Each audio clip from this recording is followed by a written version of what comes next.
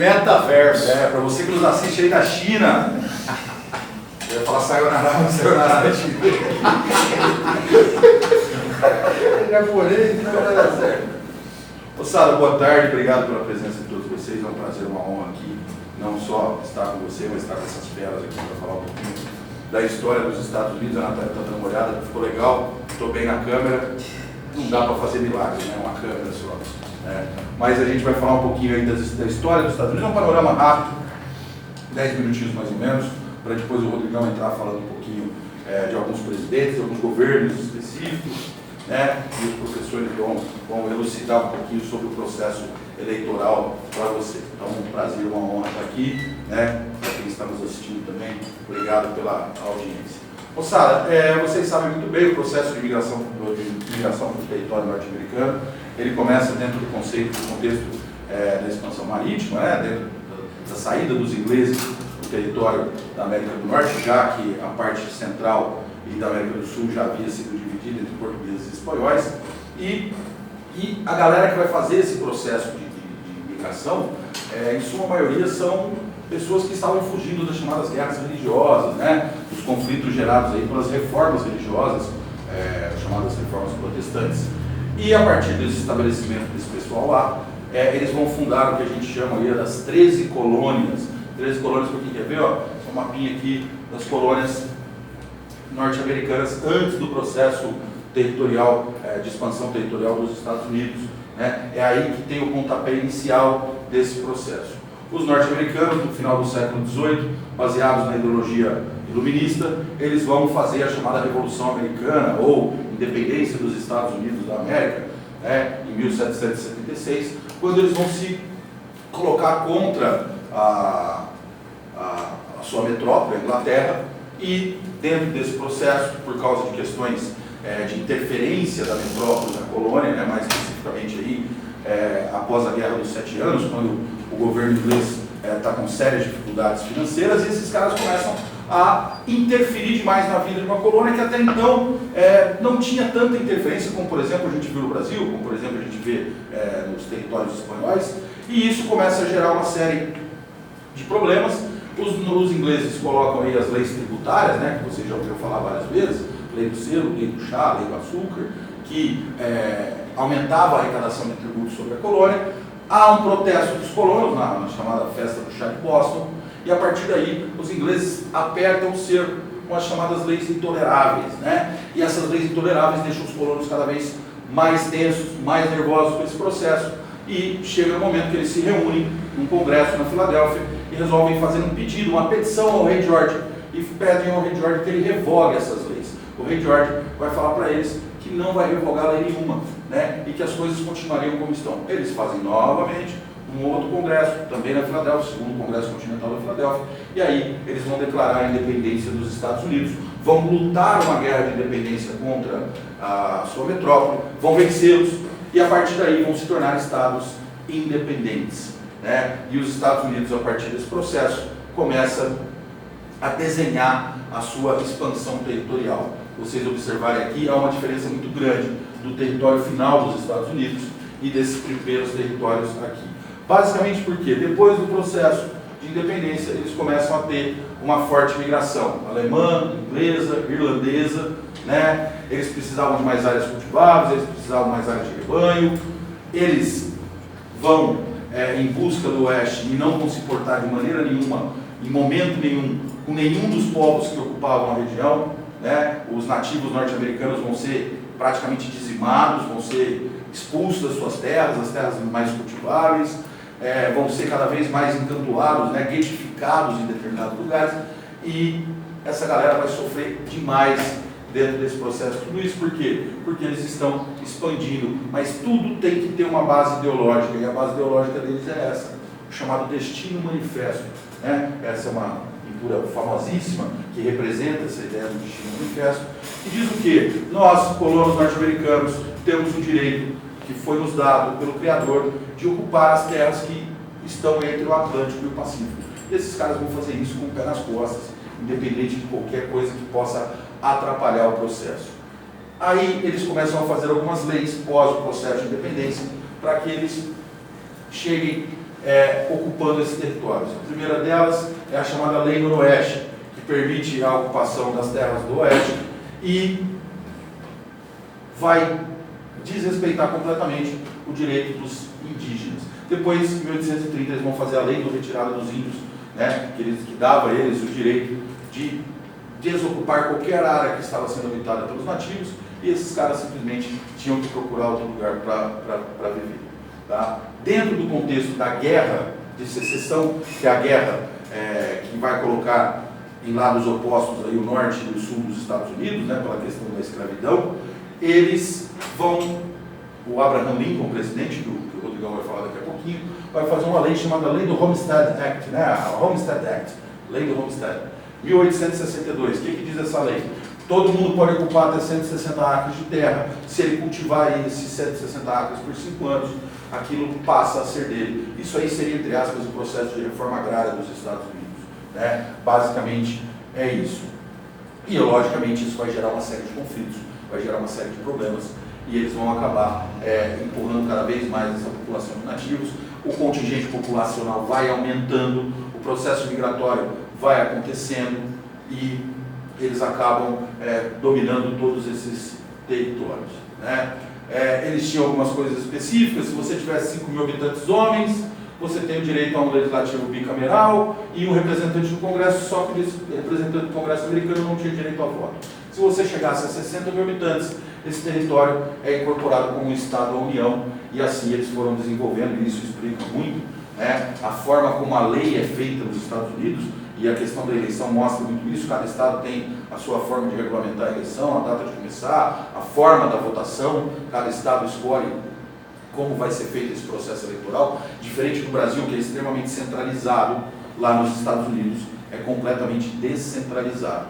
Tá? Depois da Guerra Civil Norte-Americana, né, a Guerra de Secessão, os Estados Unidos vão começar a mostrar a cara do desrespeito ao continente americano e ao resto do mundo. Eles passam pelo processo da Segunda Revolução Industrial, eles vão se fortalecer economicamente. É um país que vai se industrializar, principalmente após a vitória do Norte, né, que já tinha um processo de industrialização claro e evidente.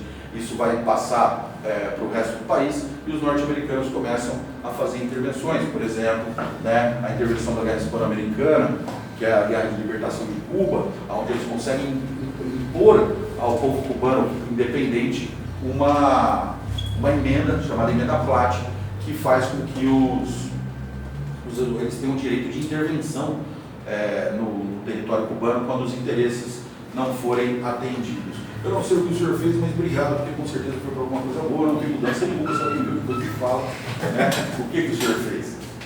Tirei a chaleira da caixa assim. Tava ligado o som, tá... Aí desligou, que a gente não vai usar o som. Nossa, qualidade de vida. Qualidade de vida. E isso não era uma ideia nova, né? O Brasil fez várias intervenções do Uruguai aí, durante o século XIX. Isso é um dos motivos que acaba gerando o conflito que a gente denomina aí a Grande Guerra, a Guerra do Paraguai. Então, eles também vão impor e começam a fortalecer a ideia de que eles têm uma ingerência sobre o território americano. E isso depois vai valer, todo o continente americano, isso depois vai valer para o mundo inteiro. Deixa eu ver aqui. Vocês vão perceber que quando se trata de potências, França, Espanha, Rússia, Inglaterra, é diplomacia e dinheiro que vai fazer a expansão territorial. Quando trata-se do México, o negócio já muda. Né? Eles vão fazer um processo que é um pouco semelhante ao processo que foi feito, por exemplo, no domínio do Acre, né, aqui no Brasil. Você incentiva a migração da sua população para um determinado território, depois reivindica aquele território como um território pertencente ao seu país. Eles vão matar aí quase metade do território mexicano, vão roubar para si. Você já deve ter reparado nisso, que cidades no sul dos Estados Unidos e na costa oeste, muitas delas têm nomes hispânicos, você já deve ter reparado isso, Los Angeles, São Francisco, San Diego, né? E isso advém desse período que elas pertenciam ao território mexicano. Tá? Fecha-se esse processo de expansão em 53 com a questão da incorporação de Gaza. Eu queria mexer o negocinho aqui, deixa eu ver se eu queria mostrar para vocês dois mapinhas para a gente falar um pouquinho desse processo aqui.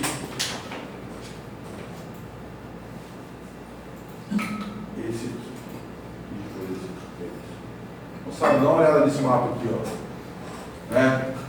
Aqui estão as intervenções norte-americanas no continente, no subcontinente sul-americano.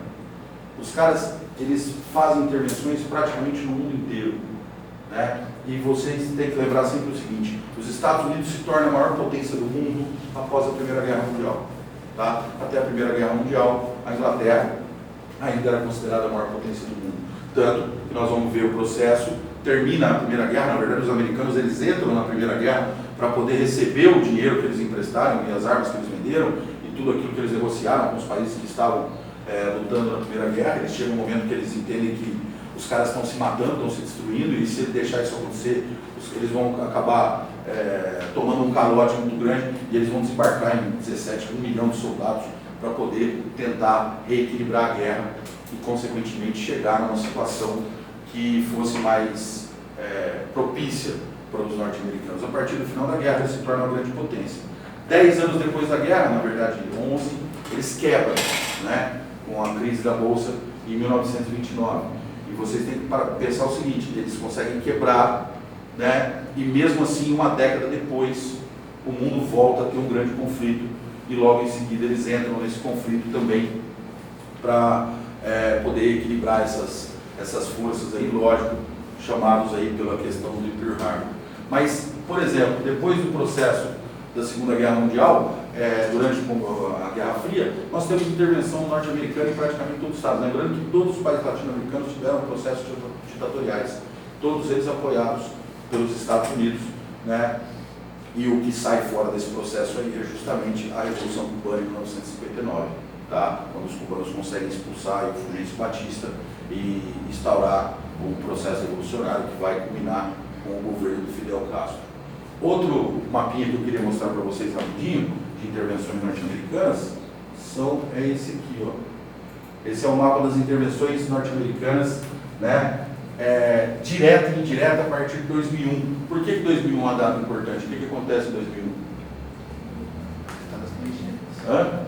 O ataque à Torre Gêmeas, né? Aí o George Bush, aquele senhor genial, inteligentíssimo, pessoa culta, ele vai criar o eixo do mal, né? Os países que seriam o lado ruim da humanidade, né? Porque o lado bom da humanidade é os Estados Unidos da América, não é? Poxa, quem nunca viu o Capitão América salvando o mundo, não é? O Thor, sei lá, o Homem de Ferro, ele salva o mundo, né? Já perceberam que todo filme que tem ataque alienígena é sempre nos Estados Unidos? Né? Eu queria entender isso aí também, né? E eles sempre conseguem vencer os caras, são fantásticos, maravilhosos, né? E a partir desse processo, esses caras vão fazer uma série de intervenções. Nós temos hoje na ONU 196, né, países reconhecidos, né? Não sei se vocês sabem disso, a FIFA reconhece mais países do que a ONU, né? Desses 196, os Estados Unidos já de forma direta ou indireta, ele já teve presente dentro da política desse país em pelo menos 150. Né? Então os norte-americanos são intervencionistas, mas eles são a terra da liberdade, não é? Eles são o país da liberdade. Por isso, toda vez que o discurso for muito grande sobre alguma coisa, tem uma frase que fala assim: se tem propaganda demais de produto, é porque o produto não é bom. Né? Você não precisa ver propaganda de produto bom, ele vende porque ele é bom. Mas quando a propaganda é demais, você vai percebendo que na verdade aquilo não é. Nós estamos falando de um país, por exemplo, que vive um sistema de segregação racial até o final dos anos 60. Né? Então é um país que as liberdades eram relativas. Quando termina a Guerra de Secessão, eles fazem uma série de leis para impedir, inclusive, que os pretos americanos tivessem acesso a armas. Porque eles tinham tanta consciência do crime que eles cometeram, né, no Sul, que eles falaram: cara, se esses caras puderem comprar armas, eles vão matar a gente. E eles vão fazer uma série de leis dentro desse contexto também. Então, a gente vai ver os Estados Unidos exercendo esse imperialismo dentro da Guerra Fria e depois. Né? E hoje ele usa uma organização que está aí na cabeça dos noticiários, né? Porque ela está diretamente ligada a uma guerra que está acontecendo, que é a OTAN, né? Que é a Organização do Tratado do Atlântico Norte, que é um resquício da Guerra Fria e que hoje os Estados Unidos usa ela. Inclusive o presidente Biden deu declaração falando que eles vão fazer um convite formal para a Ucrânia entrar na OTAN. Isso, lá atrás, foi o que deu início à guerra, porque o Putin disse que ele não queria a entrada da Ucrânia na OTAN. Então, basicamente, é isso que levou ao conflito que a gente está vendo agora. Além disso, a gente tem que lembrar que há um amplo apoio dos Estados Unidos ao Estado de Israel, né? E hoje a gente também vê ele indiretamente envolvido no conflito Israel-Palestina. Tá? Então, os norte-americanos são um povo de interferência, são um povo que passaram aí a sua história pós processo de independência e guerra de secessão, fazendo valer as suas vontades e, principalmente, valendo a vontade das grandes companhias americanas, tá? Que dependem muito do Estado para garantir que elas consigam explorar outros territórios. A United Fruit está aí para provar isso. Quem já leu 100 Anos de Solidão, né, que é um livro maravilhoso, ele cita a chegada lá em Macomb da United Fruit, né, e que era uma companhia americana. Então essa pegada de que o governo americano não faz intervenções no sentido de ajudar as empresas, lá é tudo livre mercado, isso é uma bobagem, né? Assim mesmo como o capitalismo inglês só cresceu com a intervenção do Estado inglês, o capitalismo norte-americano só se desenvolveu com a proteção do Estado americano para que eles pudessem usurpar riquezas de todos os cantos do mundo. E hoje eles estão sofrendo uma forte concorrência, porque a China virou um grande parceiro comercial de vários países do mundo, um número até superior ao dos Estados Unidos.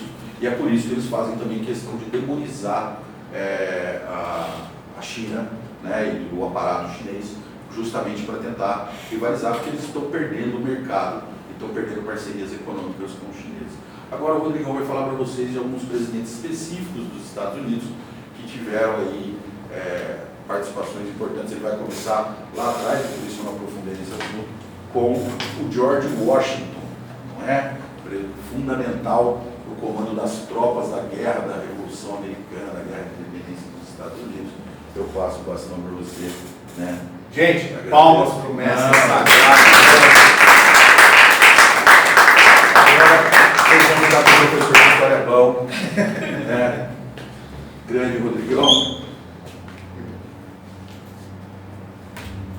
Ó, o nível do slide já melhorou, vocês perceberam? É outro patamar, não é esse negócio mal feito. Não quero falar nada do Word. Jovens, boa tarde para vocês, para os alunos do primeiro ano, muito prazer, meu nome é Rodrigo Scarpini. Ó, como está aqui no slide e já adiantado a produção, vou comentar um pouco sobre alguns presidentes que marcaram, né, a história dos Estados Unidos.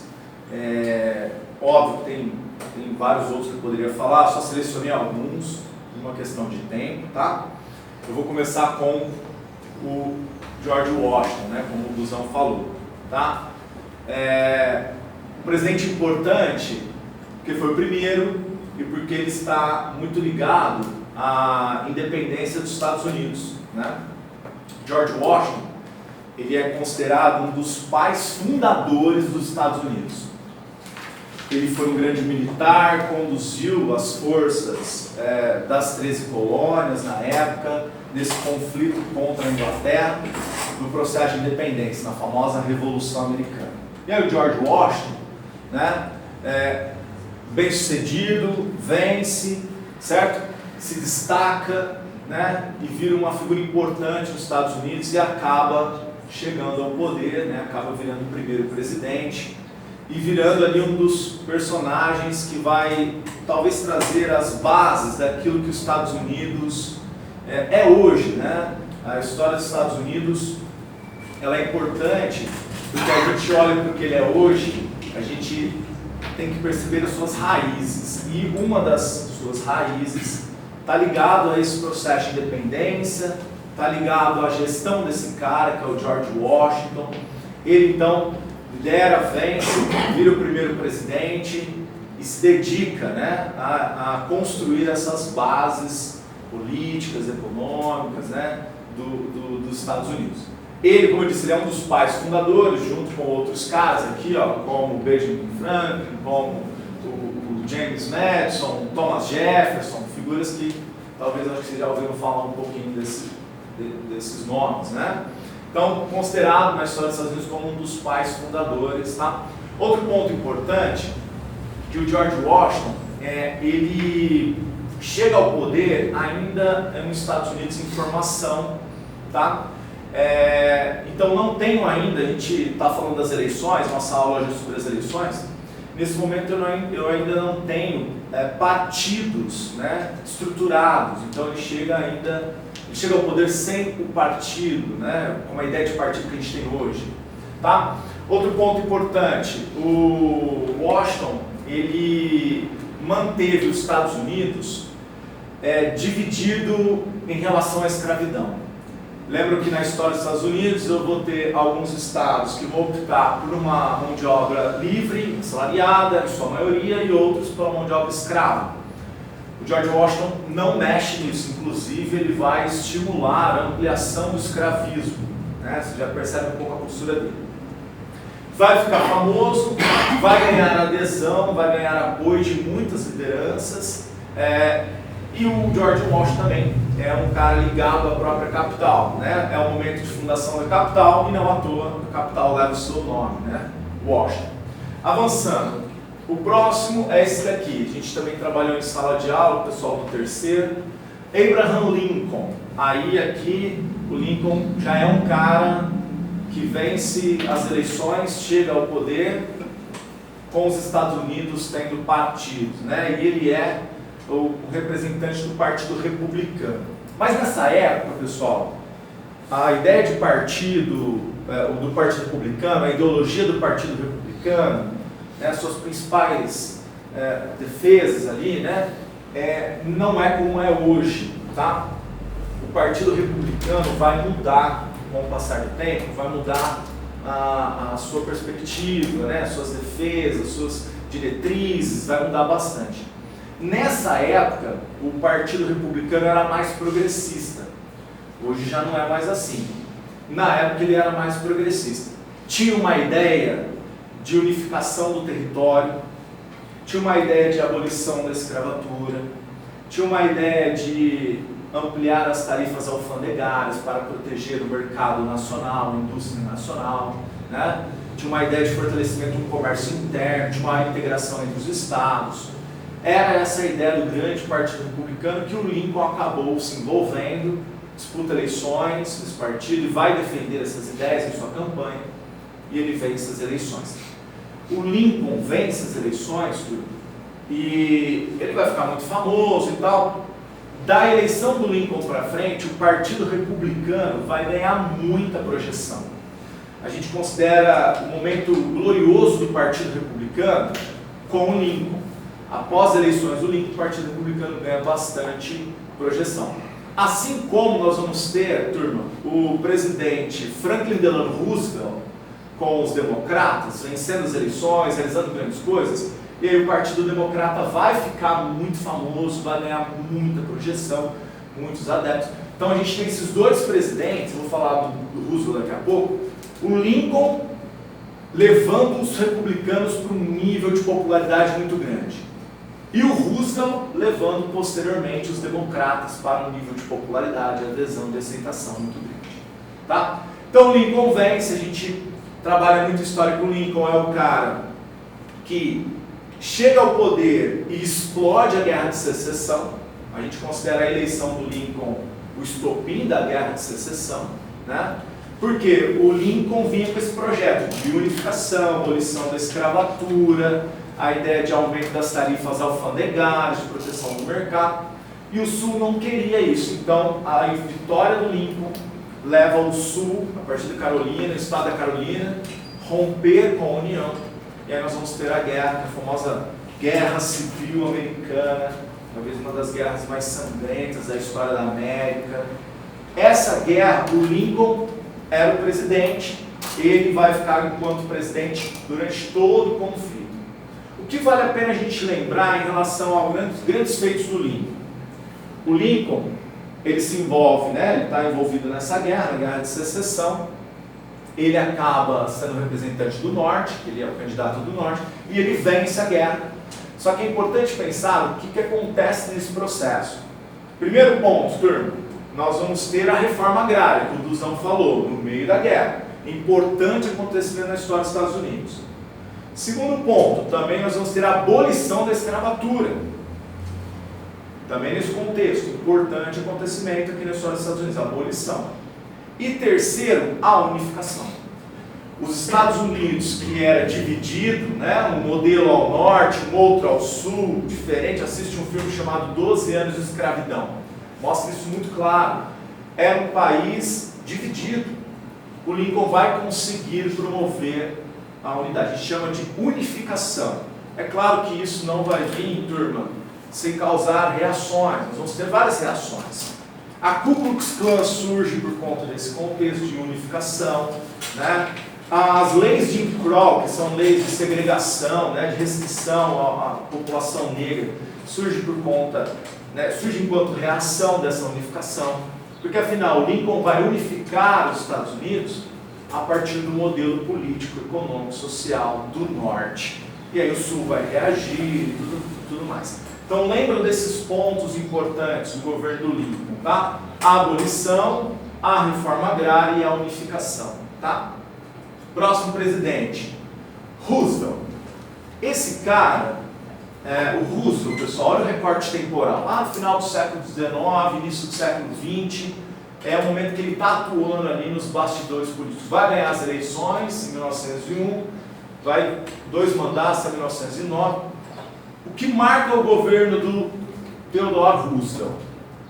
O Roosevelt ele vai ser um cara meio que ambíguo, vai dividir ali as opiniões. Tem gente que vai entender o Roosevelt como um cara mais diplomata, né, negociador e tudo mais, mas tem outros historiadores que vão entender que o Roosevelt é o grande imperialista. E aí a gente percebe essas duas ações do Roosevelt. Ao mesmo tempo, ele é um cara da diplomacia, das negociações, fez várias, né, atitudes nesse sentido, mas ele também é o cara do imperialismo norte-americano, principalmente pensando em América, o imperialismo norte-americano na América, o Duzão comentou, intervenções para todo lado. Então lembra que o Roosevelt é esse cara. Em relação ao imperialismo, turma, vale a pena a gente falar de alguns pontos, né?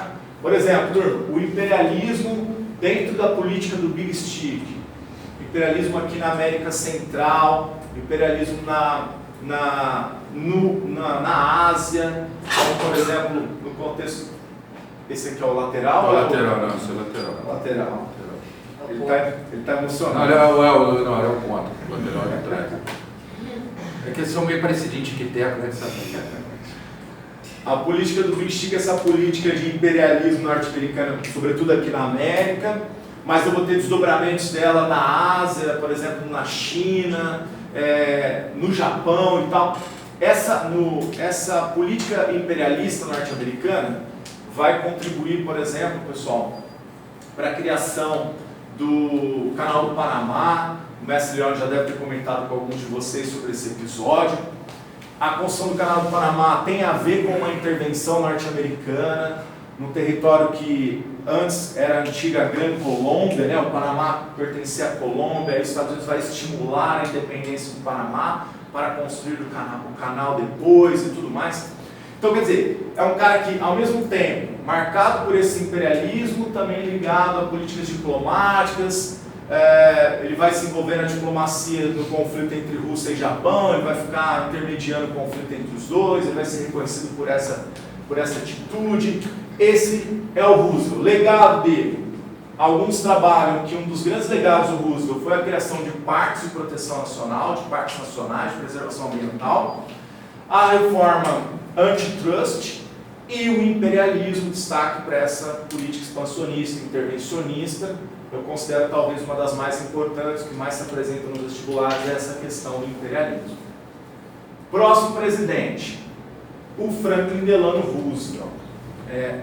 Qual é a relação do Theodore Roosevelt com o Franklin Delano Roosevelt? Mestre Leone, até onde eu sei, eles eram primos, não é? Acho que eles eram primos, né? Esse cara, como eu falei para vocês quando eu comentava sobre o Abraham Lincoln, o Lincoln foi o cara que projetou o Partido Republicano. O Roosevelt foi o cara que projetou os democratas, tá? Levou o Partido Democrata a ser muito respeitado, muito poderoso e tudo mais. O Roosevelt, ele é um cara que está ligado, turma, à crise de 29. A crise de 29, ele já era um político estadunidense e ele tinha uma ideia, um projeto de reconstrução da economia, né, norte-americana no contexto da crise. E esse projeto acabou ganhando visibilidade, aí ele disputa as eleições, ele vence, coloca em prática esse projeto. Esse projeto ficou conhecido como New Deal, né, o novo acordo, tá? E foi bem sucedido. Vamos falar um pouquinho do New Deal, que é importante, né? Os Estados Unidos, pessoal, ele vinha com uma política liberal clássica. Aí o New Deal é um projeto de reconstrução da economia, de reconstrução nacional, baseado no keynesianismo, né? O keynesianismo, pessoal, alguns teóricos falam que é o liberalismo social. O que isso quer dizer?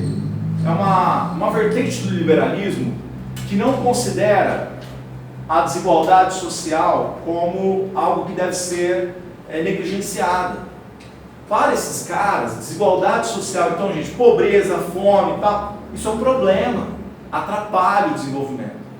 Então esses caras pensam o seguinte: o Estado, ele deve ser um agente capaz de desenvolver esses setores, né? Deve ser uma instituição responsável por desenvolver esses setores, desenvolver a economia, não é algo que deve ser negado. O Estado é um parceiro para o desenvolvimento nacional. Então o Estado pode sim intervir na economia, o Estado pode sim intervir com políticas assistencialistas, na melhoria da qualidade de vida das pessoas. Então o New Deal é um projeto, turma, baseado nesse princípio, de que o Estado pode sim ser um Estado intervencionista, o Estado pode ser um importante, né, aliado no desenvolvimento da sociedade, em desenvolvimento em todas as suas esferas, desenvolvimento econômico, social, né? É uma ideia, turma, que para a época se apresentou como uma alternativa assustadora, mas que funcionou. Trouxe algumas informações do New Deal, ó, baseado no pensamento do John Maynard Keynes, que é esse cara que pensou esse modelo, né? Por isso foi conhecido como keynesianismo.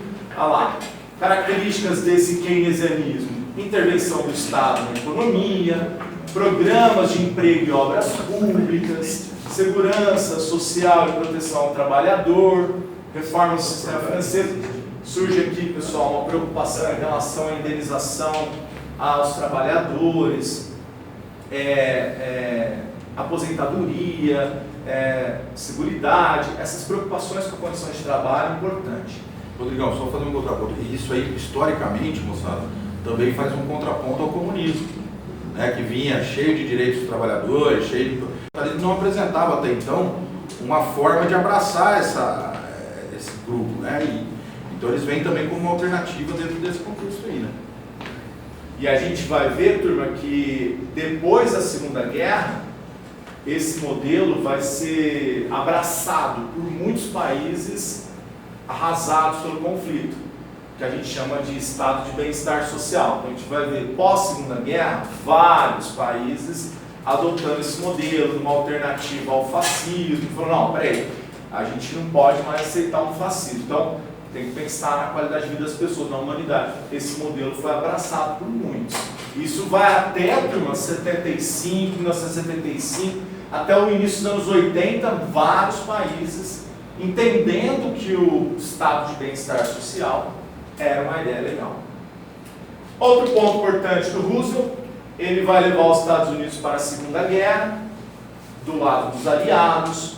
O Roosevelt também, turma, entra num conflito forte com o Japão. É também no seu governo o famoso programa, né, Manhattan, que é o programa da criação da bomba, né, a bomba atômica, né, o projeto, né, Manhattan, lá, da bomba atômica. Tem o filme Oppenheimer para vocês assistirem, que fala exatamente sobre esse projeto Manhattan. Então, está no governo dele, é culpa dele também esse projeto e tudo mais, tem que lembrar disso. E a participação dele na Conferência de Alta, que é a primeira, talvez uma das grandes reuniões das lideranças dos aliados para pensar o que seria o mundo pós-guerra. Eles pensaram numa divisão da Alemanha, pensaram na criação da ONU. Roosevelt estava lá nessa conferência de Yalta. O penúltimo presidente é o Kennedy. Vocês lembram do Kennedy? Que vale a pena a gente falar do Kennedy. Ele teve um governo curto, porque ele foi assassinado, vocês lembram, né? Ele foi assassinado. O que nos interessa sobre o Kennedy é o seguinte: o Kennedy teve participação, pessoal, em dois grandes conflitos, dois momentos de tensão no mundo. Primeiro, o Leone vai me ajudar aqui, né? Na crise dos mísseis. Lembra desse episódio? Crise dos mísseis. Fala aí, Leone, crise dos mísseis. Talvez um dos momentos mais tensos do século XX.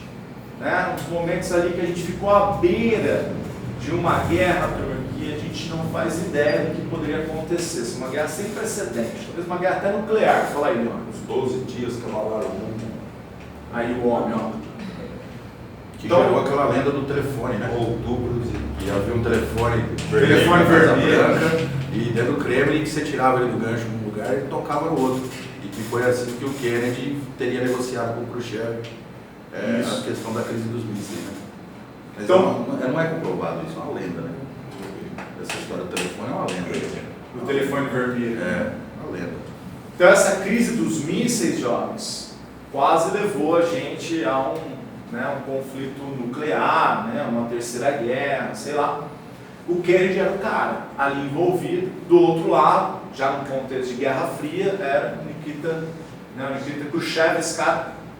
Os dois ali são os personagens dessa crise dos mísseis, envolvendo Cuba e tal, uma situação tensa. Era o Kennedy. Outro ponto importante é também no governo Kennedy a guerra do Vietnã, né? O início da guerra do Vietnã. E essa guerra longa que os Estados Unidos perde, sofre. Essa guerra leva a sociedade norte-americana a repensar em muitas coisas. A repensar, por exemplo, justamente a sua política de guerra, mas também questões que envolviam grupos sociais. Mulheres, negros, movimento negro nos Estados Unidos, na década de 60, foi muito forte. E o Kennedy esteve ali no início desses movimentos. Destaque para o movimento pelos direitos civis do Martin Luther King, ou o movimento que era liderado pelo Malcolm X. Vale a pena ver um pouco a história do Malcolm X. Esses caras discutiam a condição do negro e tudo isso vai exercer um caldo de pressão ao Kennedy muito grande. Tá? Então, trouxe alguns pontos. Ó.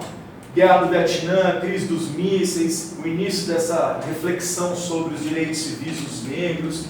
O Kennedy vai ser pressionado, ele vai ter que abrir mão de algumas coisas, ele vai ter que ceder. É o programa também iniciado, estimulado por ele, o programa espacial Apollo. Tá? Então lembra desses acontecimentos no governo do Kennedy. E no final ele foi assassinado. Para quem tiver interesse, tem vídeos no YouTube do episódio, né? Assassinado em Dallas.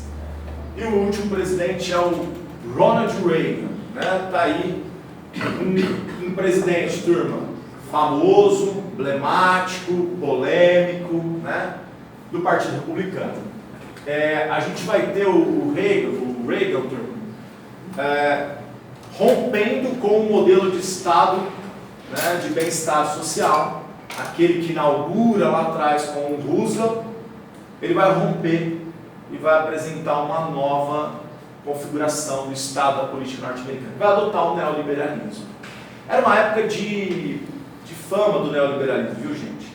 Época de fama. Na Inglaterra a gente vai ter a Margaret Thatcher, nos Estados Unidos com o Ronald Reagan. Características desse neoliberalismo. O Estado vai ser reduzido. A ideia é essa: reduzir o Estado, desregulamentar, né, toda a estrutura burocrática de funcionamento do Estado, vai reduzir, o Estado vai deixar de ser assistencialista. Corte para todo lado. Coloquei aqui para vocês, corte de programas sociais, assistenciais, de habitação, de saúde, de alimentação, corte em investimentos nesses setores, né? De novo, é uma ideia de redução do Estado, certo?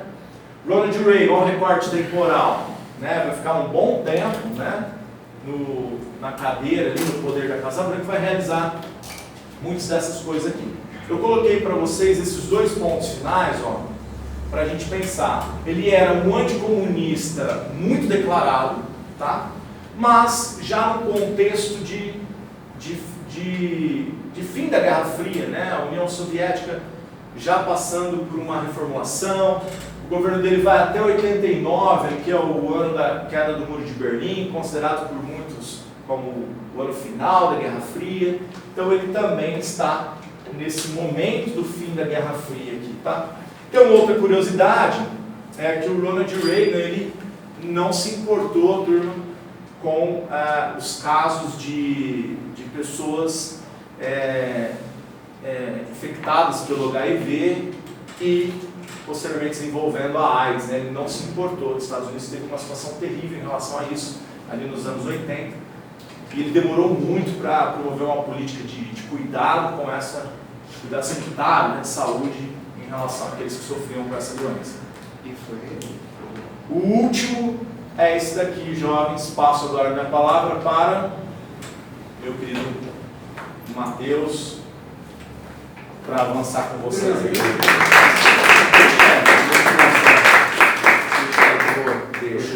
Tá? Vou roubar o seu slide.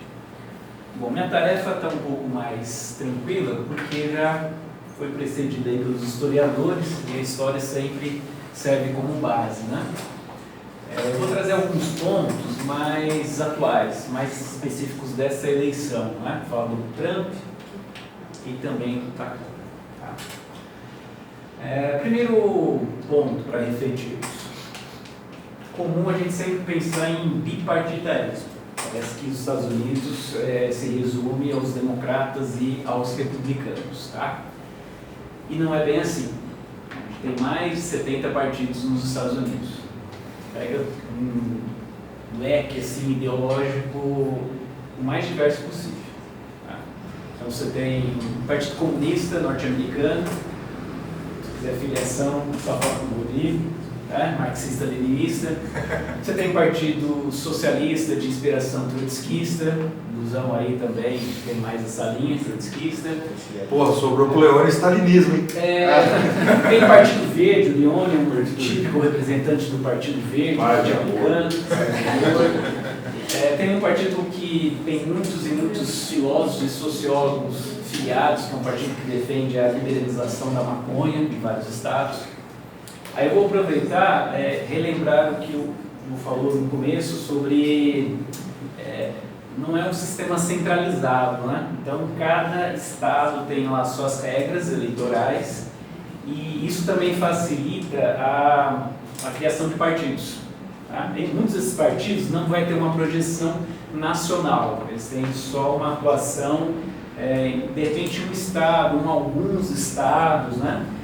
Isso também acaba explicando por que nas eleições que têm repercussão internacional sempre aparecem só o candidato do Partido Republicano e o candidato do Partido Democrata.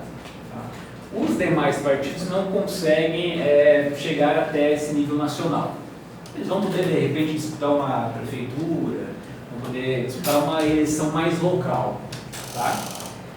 Então, nós temos um sistema que facilita a criação de partidos, mas dificulta, impede, né, a sua projeção nacional.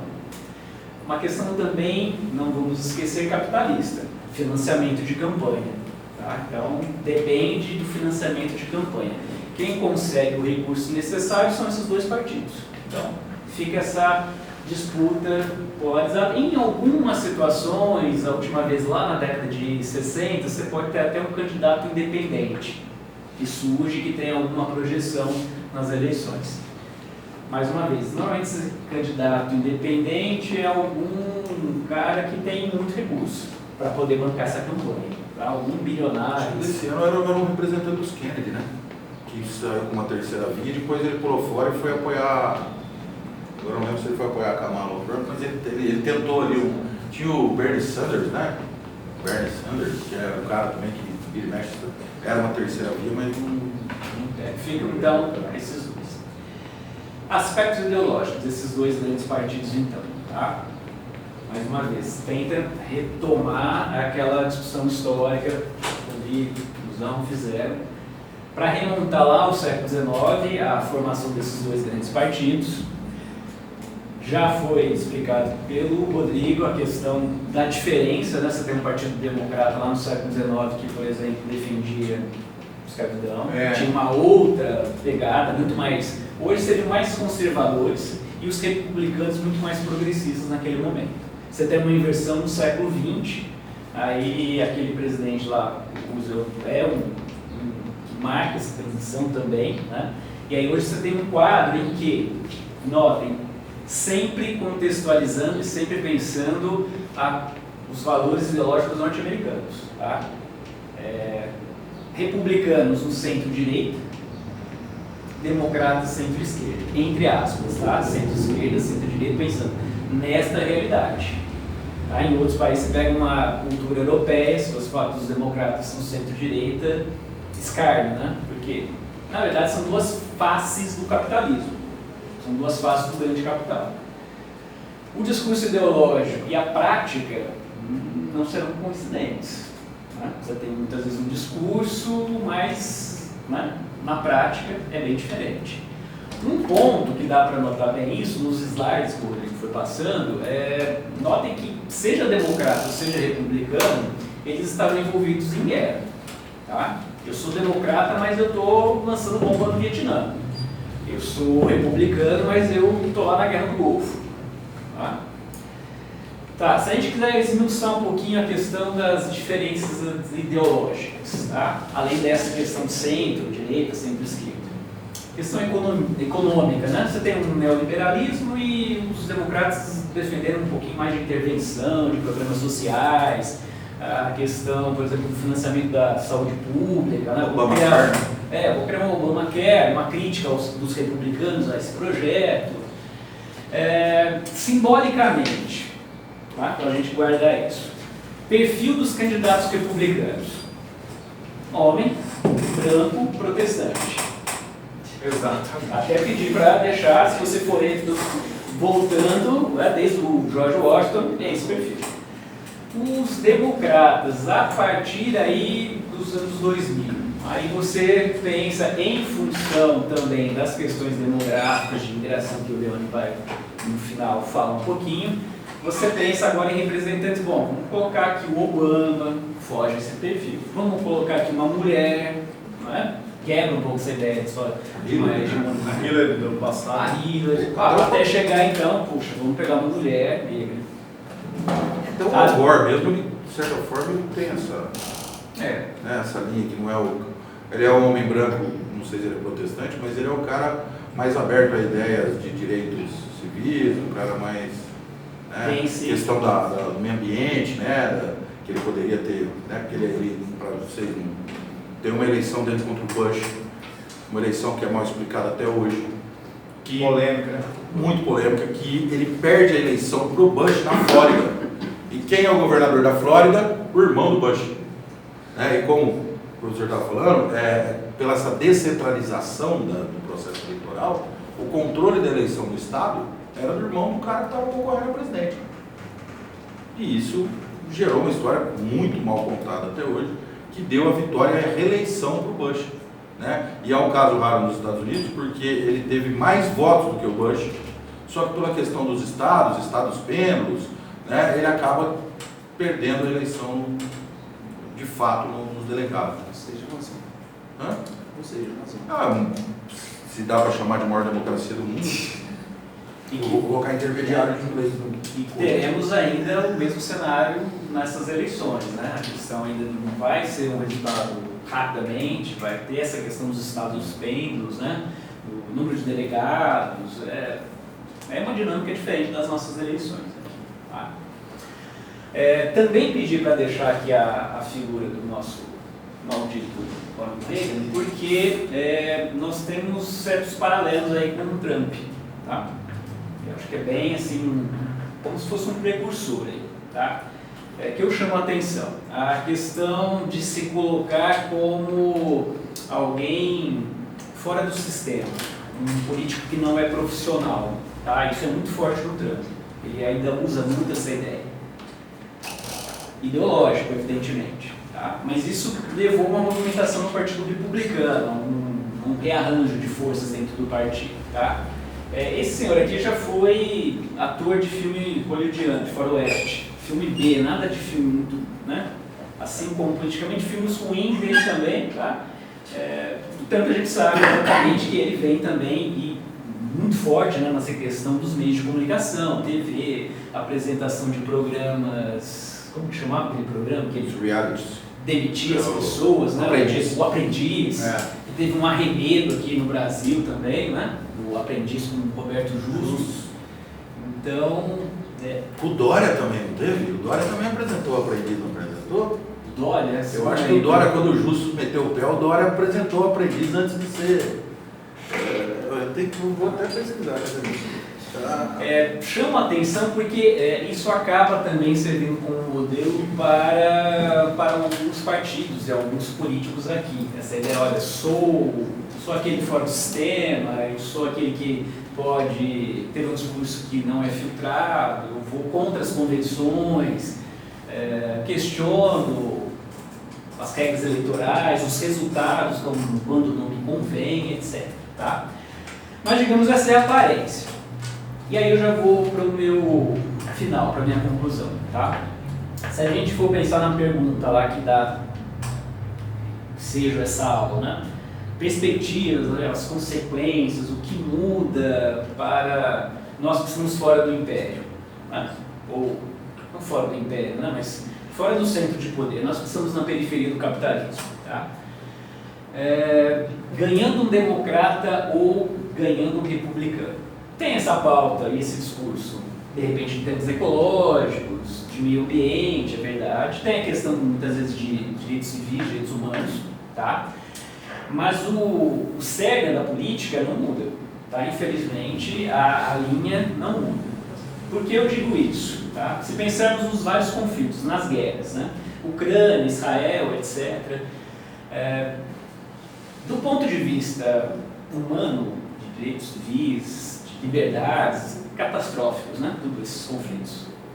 Vítimas civis, tragédia. Do ponto de vista econômico da indústria armamentista, uma festa, é um momento exuberante para a indústria armamentista. Tá? As principais indústrias armamentistas norte-americanas que estão lucrando fábulas. Então, é muito interessante que se mantenham esses conflitos e que essa corrida armamentista ganhe fôlego. E isso está acontecendo no mundo todo. Se pensarmos na questão mais especificamente da América Latina, nas últimas décadas não foi o ponto central de atenção dos norte-americanos. Eles estavam, lembra aquele mapa mostrado do eixo do mal? Você percebe que as intervenções norte-americanas pós-2001 estão mais direcionadas ali por questões geopolíticas lá para o Oriente Médio, a questão do petróleo. A América Latina ficou um pouco esquecida e houve um avanço dos chineses em função disso. Esse é um ponto que preocupa os norte-americanos. Então, talvez um olhar mais atento com o avanço chinês na América Latina. Mas o centro da sua atenção continuará nesses conflitos, em função até deste interesse na questão armamentista. Tá?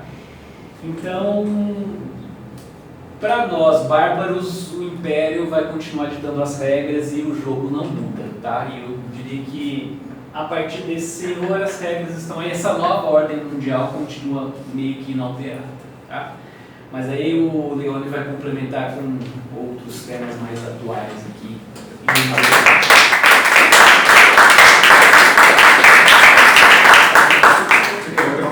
Cadê meu disquete? Tirei. Como é que tira esse negócio? Passa Word. Tá no Word. No Word. Aqui os apoios. No Word. Aqui? É.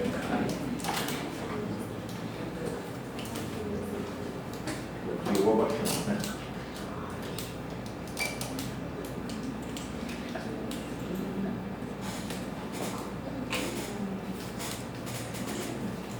Gente, boa tarde. Eu fiz a opção aí de trabalhar a questão da imigração, porque a questão da imigração, ela atordoa todo o processo eleitoral nos Estados Unidos. Se você pegar, né, é um debate fervoroso essa questão da imigração lá. Na verdade, era uma grande distração. O grande problema deles, nós vamos mostrar que é outro. Né? Mas a imigração, né, serve para esse debate fervoroso, ela traz consigo os cavaleiros da calúnia, né, a difamação, o medo, a intriga. Né? Os Estados Unidos, de fato, são o país que tem a maior população de imigrantes do mundo, mas ele tem um histórico de recepção de imigrantes desde o século XIX, né? Com mais de 50 milhões de pessoas aí. Agora, uma série de informações precisam ser desfeitas, né? Quando você tem um debate eleitoral, né, e começa a fazer ataque à imigração. Por exemplo, a economia dos Estados Unidos, ao contrário do que se imagina hoje, né, ela está num momento extremamente positivo. Para padrões internacionais, desemprego abaixo de 5% é considerado desemprego zero. Então, está com 4,1% de desempregados a economia do país hoje, o que já desmente o fato de que os imigrantes tiram emprego, né, de cidadãos americanos. Então você tem lá milhões de vagas abertas hoje, 8 milhões de vagas abertas, né, para um contingente de 6 milhões e 800 mil desempregados. Mas são pessoas, né, que compõem esses 4%, que geralmente não conseguem colocar-se no emprego, ou por uma questão de idade, ou por ter uma qualificação muito baixa. E os empregos que são oferecidos, né, eles não conseguem se enquadrar.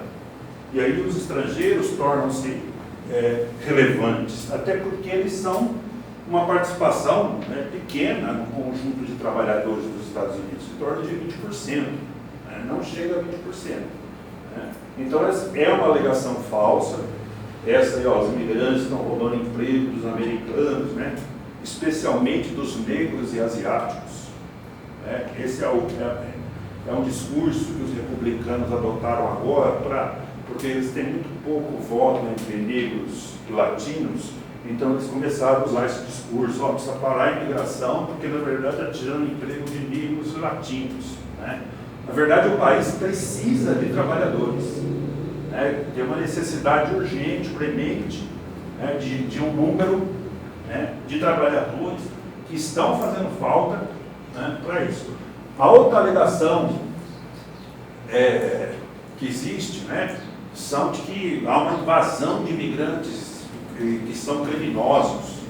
Então, se você pegar o ano passado, por exemplo, caiu em 68% o fluxo desses imigrantes em direção aos Estados Unidos, até por uma questão também de endurecimento, né, de limites. Né? E se você pegar, não só nos Estados Unidos, em qualquer país que tem imigrantes em grande quantidade, como a Espanha, você vai ver que eles são se você pegar os índices de criminalidade, os imigrantes são aqueles que praticam os mais baixos indicadores de criminalidade. Ao contrário dessa ideia que passa, que os imigrantes são responsáveis pelo aumento da criminalidade, é um equívoco isso. Né? Tanto nos Estados Unidos, quanto nas nações europeias. Né?